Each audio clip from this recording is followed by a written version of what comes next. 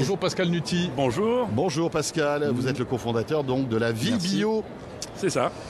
Vous auriez pu venir avec un verre d'eau. J'aurais pu venir avec une bouteille d'eau ou une fontaine à eau maintenant. Oui, parce qu'on va parler d'eau avec vous. Et c'est important, l'eau. C'est important, l'eau. Et oui, c'est fondamental. Le pastis, puisqu'on vient de Provence.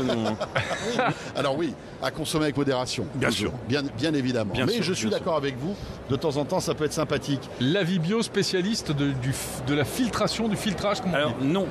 En fait, on a obtenu un award en 2017 à Vegas sur une technologie de filtration de l'eau sans filtre. Sans filtre. On est les seuls au monde à pouvoir filtrer l'eau sans filtre. Alors expliquez-nous ça.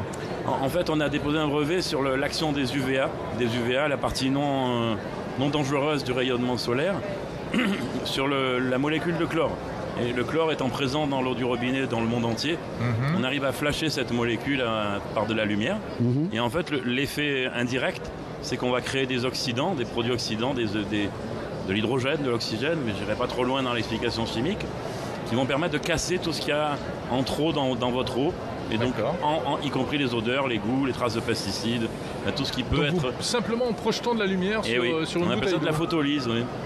Donc ça permet de purifier beaucoup d'eau très vite ? Ça donne en fait la capacité en 15 minutes de transformer 1 litre d'eau du robinet en qualité eau en bouteille. En 15 minutes quand même ? Même à Las Vegas. Oui, vous avez goûté l'eau à l'hôtel ? Non, j'ai pas goûté l'eau à l'hôtel, elle est pas bonne. Ne la goûtez pas. Elle est pas potable ? Elle est potable, elle est recyclée à 90%. Donc déjà, l'eau aux États-Unis, il faut savoir qu'elle est droguée par du chlore au niveau de nos piscines. C'est-à-dire qu'ils utilisent 10 fois nos taux de chlore, tout simplement parce que leurs réseaux sont immenses et qu'ils ont une peur des bactéries qui est viscérale. Ouais. Et en plus, effectivement, ici, on est au milieu du désert, il n'y a pas d'eau. Donc forcément, il la recycle presque totalement. Ouais. Et il est très difficile de faire une eau de très bonne qualité avec un énorme taux de recyclage. Donc c'est des eaux sales, on va dire ? Oui. Qui sont recyclés, qui sont recyclés, purifiés, qui redeviennent potables. C'est ça, exactement. Donc vous voulez dire qu'au robinet, on boit l'eau du Bellagio d'il y a un mois. C'est bien ce que j'ai dit. D'accord. C'est dingue ça. Et pourtant, il y a des grands barrages à quelques dizaines de kilomètres. Le Colorado, il est vide et il est loin. Et il est déjà utilisé par tout le monde. Donc non, il y a un problème. Ici, quand vous avez un jardin, s'il y a un policier qui voit de l'eau qui déborde sur le bord de la route de votre jardin, vous avez $500 d'amende. L'eau est très très très précieuse ici. Ah oui. Bon. Mais au moins elle est recyclée. Oui, c'est vertueux. Fermé. C'est vertueux. S'ils arrivaient à faire pareil pour l'énergie, on ne serait pas embêtés. Mais par contre là, ça ne marche pas. D'accord. C'est clair. Bon, c'est vrai que dans le sud de la France, du côté de Marseille, tout ça, on n'a pas ces problèmes. Non, pas encore. Bravo. Mais on commence à avoir nos premières sécheresses l'été. Ça c'est dingue. On sait que l'eau va devenir vraiment c'est déjà le cas. Je crois qu'au centre-France, dans pas mal de régions françaises maintenant, on a des périodes de sécheresse de plus en plus longues. Est-ce que votre technologie s'apparente à celle qu'on a découvert avec cette pandémie ? Vous savez, ces lumières bleues que l'on envoie un peu dans les hôpitaux, les choses comme ça. Le phare UVC, dont vous parlez. Qui désinfecte en fait et qui tue les virus et les bactéries. Alors oui et non. Les UV, on ne va pas en faire une explication trop technologique. Non mais c'est intéressant. Il y a 3 gammes d'UV en fait. Il y a les UVA, les UVB, les UVC. Les UVB, c'est ceux qui servent aux cabines de bronzage. Ils vous font des trous dans la peau. C'est quand vous bronzez trop longtemps. C'est les UVB qui vous font le trou. Jérôme, je t'ai dit qu'il fallait arrêter. Vaut mieux éviter ça. Les cabines de bronzage, il faut que tu arrêtes. J'ai arrêté les cabines. Les UVA, c'est ceux qui font le petit hâle que j'ai sur la main. Oui. Et les UVC, c'est ceux qui vous tuent. Ils ne sont pas présents en fait sur Terre. Ils sont cassés par la couche d'ozone. Filtrés par la couche d'ozone, exactement. Heureusement d'ailleurs. Voilà. Et donc on peut les reproduire de manière artificielle pour tuer les bactéries, par exemple. C'est ce qu'on fait dans l'eau depuis un siècle, à peu près. On a découvert il y a un siècle que l'UVC avait un effet sur l'ADN des bactéries. Et donc ça empêche de les diviser. Une bactérie que vous avez mangée et qui ne peut pas se diviser, que vous avez bu, pardon, c'est pas dangereux. Parce qu'elle ne pourra pas être nocive en quelque sorte. Exactement. C'est ça. Donc ça, c'est connu et utilisé depuis très longtemps. Nous, on a breveté un effet beaucoup plus puissant, on a besoin de beaucoup plus d'énergie, c'est pour ça que ça prend 15 minutes que l'UVC. Mais par contre, on va beaucoup plus loin. C'est-à-dire que la bactérie, si jamais il y avait une bactérie dans notre litre d'eau, on la mitraille. On ne peut pas la boire vivante, c'est pas possible. Pas de quartier. Donc on va beaucoup plus loin, puisqu'en fait on va créer des réactions chimiques en chaîne. Et donc on ne fait pas que toucher l'ADN bactérien, bien sûr, parce que l'UVC ne permettrait pas de changer le goût de l'eau, par exemple. Il permettrait simplement de la rendre, on l'utilise beaucoup en Afrique, de la rendre saine au sens bactérien. Alors où en est le développement de vos technologies? Qui l'utilise aujourd'hui? Alors nous, on a commercialisé donc il y a 3 ans, on a fait un Kickstarter à notre premier award reçu au CES sur cette technologie. Et donc maintenant, on a dû distribuer 30 000 systèmes à peu près, principalement en France. Donc on est né à l'expansion dans le monde aujourd'hui. On a notre premier distributeur aux USA sur notre stand. Et c'est pour ça que j'ai le temps de vous parler de manière détendue. J'ai donc 4 Américains sur mon stand. On essaye de s'occuper de l'Europe, mais c'est compliqué, hein, parce que l'Europe, c'est plein de petits pays en fait, qui ont tous un marketing un peu différent.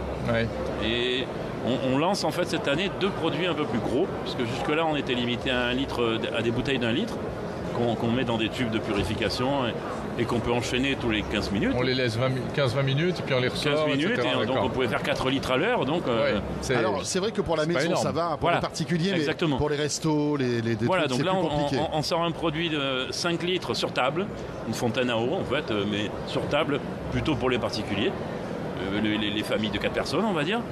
Et on sort un produit sur pied, donc eau chaude, eau froide, plutôt pour les entreprises. Et là, la grosse surprise du CES, c'est que on n'avait pas imaginé ça du tout.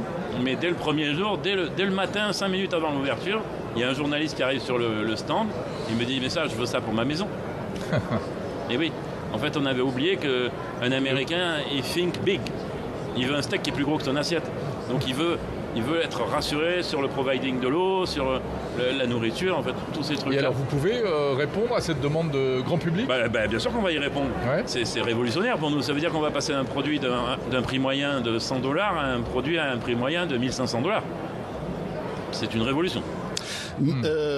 Petite question, mais est-ce qu'en France, ça a du sens votre affaire? Parce qu'aujourd'hui, on a une eau qui est plutôt de bonne qualité en France, sans doute de meilleure qualité qu'à Paris, qu'à Las Vegas. J'ai une réponse simple, on achète 9 milliards de bouteilles d'eau en plastique par an en France. D'accord. Oui, mais est-ce que vous croyez que les gens qui achètent de l'eau minérale, parce qu'elle est minérale, parce qu'elle a des vertus plus ou moins démontrées, supposées on va dire. Mais bon. D'accord, mais c'est le marketing, c'est comme ça. En tout cas, ils l'achètent parce que pour beaucoup d'entre eux, ils ont toujours un doute sur la qualité de l'eau qui sort du robinet. Et surtout, ils ont encore plus de doutes si elle a un goût ou une odeur. Donc là, vous venez concurrencer les Brita, tous ces trucs-là, qui sont dans les systèmes de purification. En fait, on se présente comme la carafe filtrante du siècle d'après. Ça consomme quand même de l'électricité. 6 watts par litre, presque rien. D'accord. Et pas de consommables, pas de plastique à jeter, rien à acheter. C'est un one-time buying, on va dire. C'est-à-dire que vous la payez et c'est fini. Et comment ça se passe? Donc je prends mon eau du robinet, je la mets dans un récipient. Dans une bouteille. Dans une bouteille. Oui, et la bouteille se glisse dans un tube et la purification est automatique. Et je la laisse un quart d'heure. Voilà, et ça s'éteint au bout d'un quart d'heure et dès que c'est éteint, vous pouvez la boire. Et ça ne modifie pas le goût de l'eau? Ah si.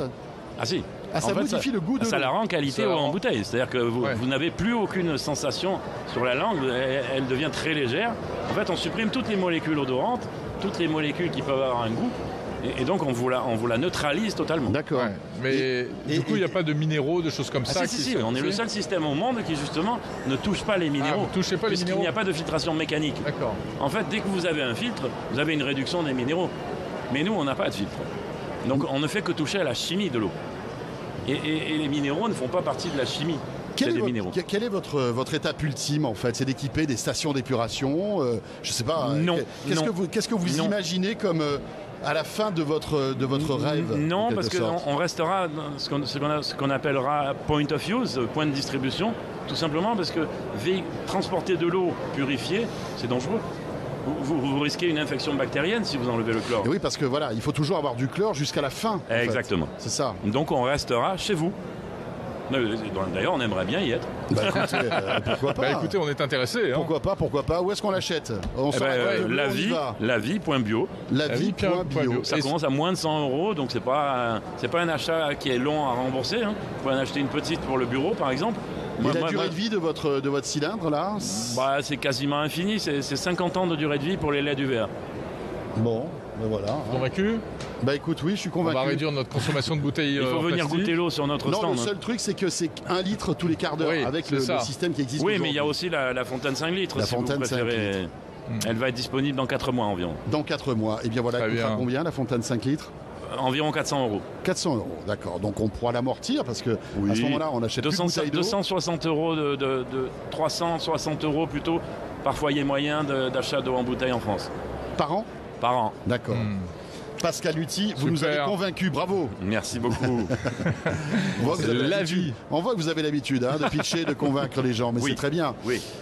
Cofondateur donc de La Vie Bio, Jérôme. C'est La Vie ou La Vie Bio? La Vie, tout simplement. C'est notre marque. Quel titre magnifique, quel nom d'entreprise magnifique. Parfait, vous n'êtes pas venu avec du pastis ici quand même. Non, on n'a pas le droit en fait. Sur le CES, on n'a pas le droit d'amener d'alcool. Faites attention. On n'a pas le droit de faire voler les drones, on n'a pas le droit de Après la fermeture, oui.